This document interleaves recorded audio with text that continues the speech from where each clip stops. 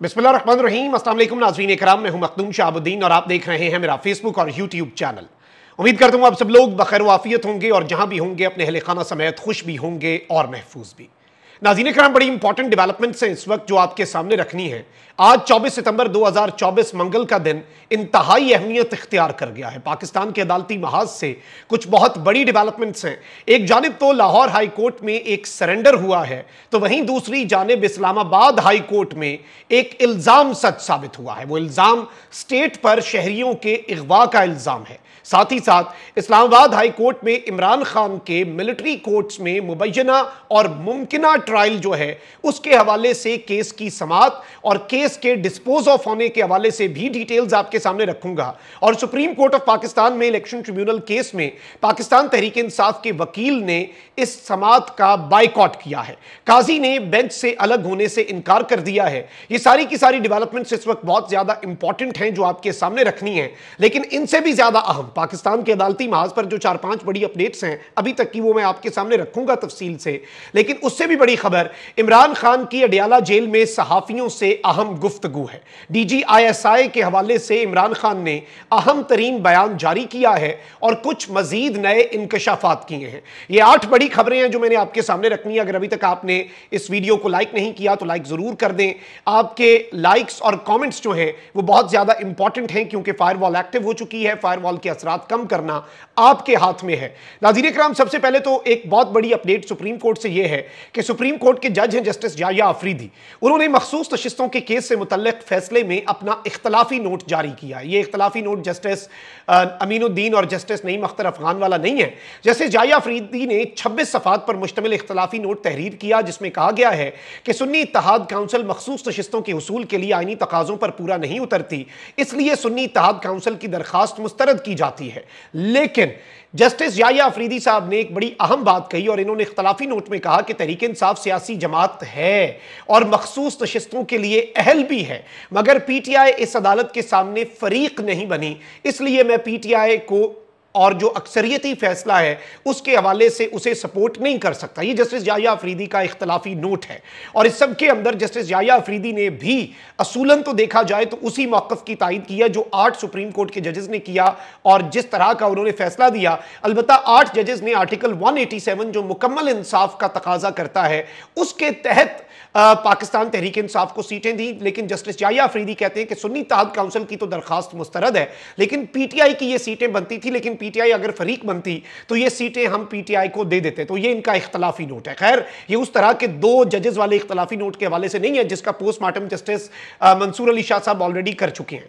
अच्छा, वहीं दूसरी जानिब इलेक्शन कमीशन जो है वो भी अब सुप्रीम कोर्ट जाने लगा है, क्योंकि सुप्रीम कोर्ट में प्रैक्टिस एंड प्रोसीजर कमेटी काजी की मर्जी से बन चुकी है। काजी को निजाम ने, सिस्टम ने अकलियत से अक्सरियत जो है वो दिलवा दी है और काजी उसे एंजॉय कर रहा है। ऑल्दो जस्टिस मंसूर अली शाह जो कि इस कमेटी का 1/3 है, वो इस कमेटी का बाइकआउट कर चुके हैं। लेकिन इस वक्त जरा ये बता रहे हैं कि मखसूस नशिस्तों के हवाले से तफसीली फैसले पर इलेक्शन कमीशन ने एक बार फिर सुप्रीम कोर्ट से रुजू करने का फैसला कर लिया है। मखसूस नशिस्तों के हवाले से तफसीली फैसले पर इलेक्शन कमीशन की जानिब से मुतफर्रिक दरखास्त दायर करने पर गौर हो रहा है। 12 जुलाई के अबूरी फैसले के खिलाफ इलेक्शन कमीशन के साथ नून लीग और पीपल्स पार्टी ने 3 नजरसानी की अपीलें पहले ही सुप्रीम कोर्ट में दायर कर रखी हैं, तो अब यह भी इम्कान है कि यह केस दोबारा फिक्स किया जा सकता है। अब नाज़रीन इकराम, जरा अहम तरीन केसेस के ऊपर आ जाते हैं। ये तो बैकड्रॉप है, ये वो खबरें हैं जो इस वक्त जराए से हमें पता लग रही हैं, लेकिन आज सुप्रीम कोर्ट में एक बहुत बड़ा काम हुआ।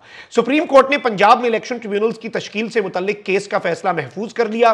चीफ जस्टिस पाकिस्तान काजी फाइजीसा की सरबराही में 5 रुकनी बेंच ने पंजाब में इलेक्शन ट्रिब्यूनल्स की तश्कील से मुतल्लिक इलेक्शन कमीशन की अपील पर समाअत की, जिस दौरान वकील सलमान अकरम राजा, हामिद खान और इलेक्शन कमीशन के वकील अदालत में पेश हुए। समाअत के आगाज में जवाब दहिंदा सलमान अकरम के वकील हामिद खान ने चीफ जस्टिस पर एतराज उठाते हुए कहा कि हमें आपके केस सुनने पर एतराज है, जिस पर चीफ जस्टिस ने कहा कि आपने खुद को अलहदा करना है तो कर लें, हमें कोई मसला नहीं। दौरान समाअत जस्टिस अकील अब्बासी ने रिमार्क्स दिए कि इलेक्शन कमीशन के तहरीरी जवाब के मुताबिक हाईकोर्ट की मुशावरत से मसला हल हो गया। इस पर वकील इलेक्शन कमीशन ने बताया कि जी बिल्कुल, चीफ जस्टिस लाहौर हाईकोर्ट ने 4 ट्रिब्यूनल्स कायम कर रखे हैं और कानून बदलने के बाद अब बाकी 4 इलेक्शन ट्रिब्यूनल्स जो हैं वो इलेक्शन कमीशन जो है वो कायम करेगा।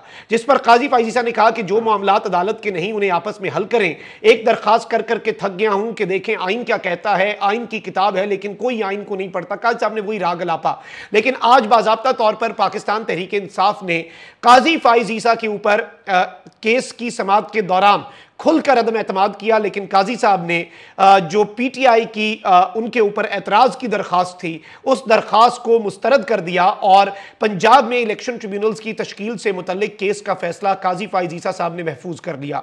फैसला क्या आएगा वो आप मुझसे बेहतर समझते हैं। अच्छा, वहीं दूसरी जानिब अब आ जाते हैं इस्लामाबाद हाई कोर्ट के ऊपर। लाहौर हाई कोर्ट में भी एक काम डला है और फिर खान साहब की गुफ्तगू पर भी हमने आना है। इस्लामाबाद हाई कोर्ट ने इमरान खान के मिलिट्री ट्रायल से मुतल्लिक केस में एडिशनल अटॉर्नी जनरल के बयान के बाद दरख्वास्त निपटा दी है। इस्लामाबाद हाई कोर्ट के जस्टिस मियां गुल हसन औरंगजेब ने बानी पीटीआई इमरान खान के मुमकिना मिलिट्री हिरासत और ट्रायल रोकने की दरखास्त पर समाअत की, जिस सिलसिले में additional attorney general Munawwar Iqbal Dogal और वजारत दिफा के नुमाइंदे अदालत में पेश हुए। दौरान समाअत एडिशनल अटॉर्नी जनरल ने अदालत को बताया कि इमरान खान के मिलिट्री ट्रायल का फिलहाल कोई फैसला नहीं हुआ, ऐसा कोई फैसला हुआ तो कानूनी तरीकाकार अपनाया जाएगा, बाय द बुक चलेंगे। एडिशनल अटॉर्नी जनरल ने बताया कि मिलिट्री ट्रायल का फैसला हुआ तो पहले सिविल मजिस्ट्रेट के पास दरखास्त जाएगी, इस तरह से हम डायरेक्टली इमरान खान को मिलिट्री तहवील में नहीं देंगे, जो एक प्रोसीजर है उसे फॉलो करेंगे। एडिशनल अटॉर्नी जनरल के जवाब के बाद इस्लामाबाद हाई कोर्ट ने इमरान खान साहब की यह दरखास्त निपटा दी। तो जरा आप ये चीज जहन में रखिएगा कि अब क्या होता है ये हम देखेंगे, लेकिन इस केस के अंदर कोई डायरेक्ट ऑर्डर जो है वो इमरान खान साहब की दरखास्त के मुताबिक कोई इस तरह का पास नहीं किया गया कि इमरान खान को गैर कानूनी तरीके से मिलिट्री की तहवील में ना दिया जाए या जो भी, लेकिन अब इसमें जो फैसला आता है क्या उसमें कुछ एडअप किया जाता है वो भी हम देखेंगे। अच्छा, वहीं दूसरी जानिब एक बहुत बड़ी डेवलपमेंट ये हुई है कि देखें स्टेट जो है उसमें पुलिस आती है, फौज आती है, ब्यूरोक्रेसी आपके सारे मिलके स्टेट रियासत, और रियासत मां के जैसी होती है जो हर शहरी से प्यार करती है। इससे पहले बहुत सी चीजें हुई इस्लामाबाद हाई कोर्ट के अंदर, लापता अफराद के केसेस चलते हैं जो गायब हो जाते हैं, लापता हो जाते हैं, उसमें जिस तरह के रिमार्क्स आते हैं वो आप मुझसे बेहतर जानते हैं, इसलिए इस्लामाबाद हाई कोर्ट जो है वो खटकता भी है बहुत से लोगों को। लेकिन आज एक और बहुत बड़ा काम हुआ इस्लामाबाद हाई कोर्ट में। इस्लामाबाद के थाना संजानी में 3 शहरियों को हब्से बेजा में रखने का इल्जाम साबित हुआ है। आईजी इस्लामाबाद अली नासिर रिजवी ने तहकीकात करके रिपोर्ट इस्लामाबाद हाई कोर्ट में जमा करवा दी है और इन्होंने कहा है कि हम अपनी इंक्वायरी मुकम्मल करके रिपोर्ट जमा करवा चुके हैं। शहरियों को हब्से बेजा में रखने का इल्जाम साबित हो गया है, यानी कि ये इसमें खुद ही देख लें। लेकिन इसमें इन्होंने कहा है कि मैंने एसपी से वजाहत तलब कर ली है, 2 डीआईजीज की कमेटी मैंने बना दी है। लेकिन इसमें चीफ जस्टिस ने आईजी से मुकालमा करते हुए कहा कि आईजी इस्लामाबाद ने बहुत तफसीली और ईमानदाराना रिपोर्ट दी, वकील दरखास्त गुजार हमें अच्छे काम को सराहना चाहिए, आईजी साहब ने अच्छा काम किया, ये काम होना ही नहीं चाहिए, आपको चेक एंड बैलेंस रखना चाहिए। चीफ जस्टिस ने यह मुकालमा किया।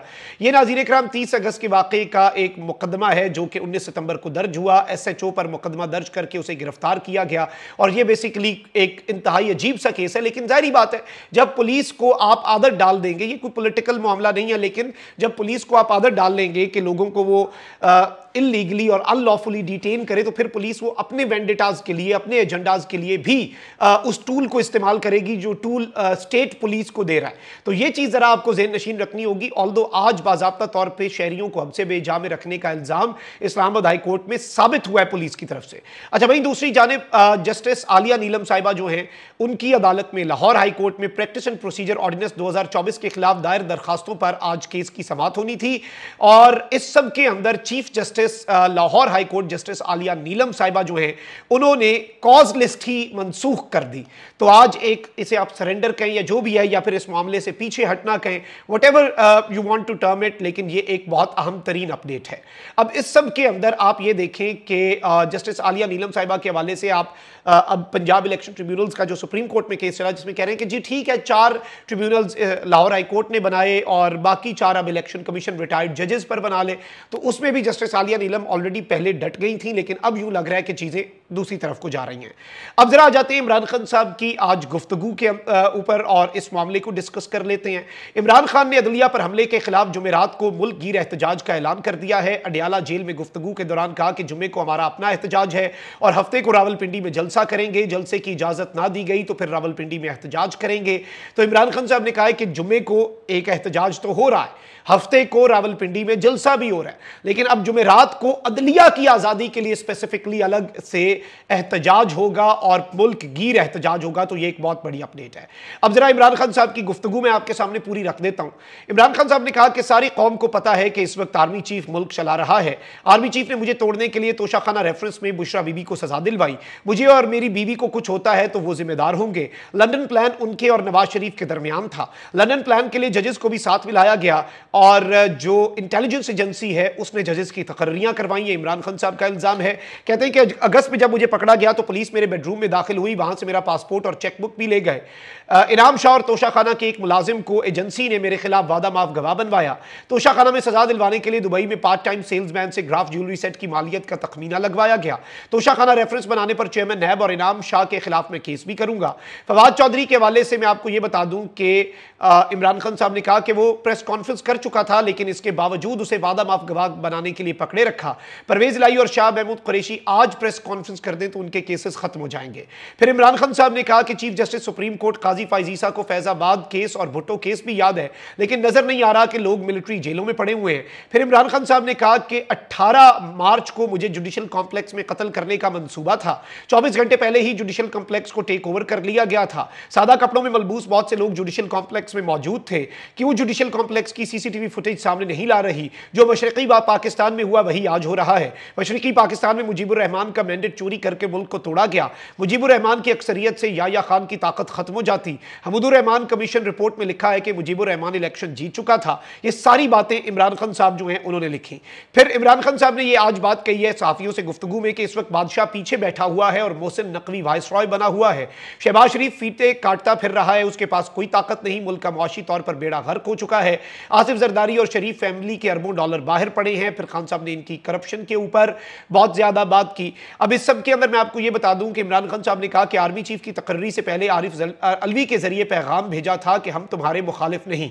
मैंने आरिफ अलवी के जरिए उन्हें टेलीफोन करवाया कि मुझे उसके लंदन प्लान के बारे में मालूम है, और फिर उन्होंने कहा कि मैं न्यूट्रल हूं और मुल्क के हवाले से चीजें चलेंगी, इसी तरह से आप परेशान ना हो, मुझे ये गारंटी दी गई।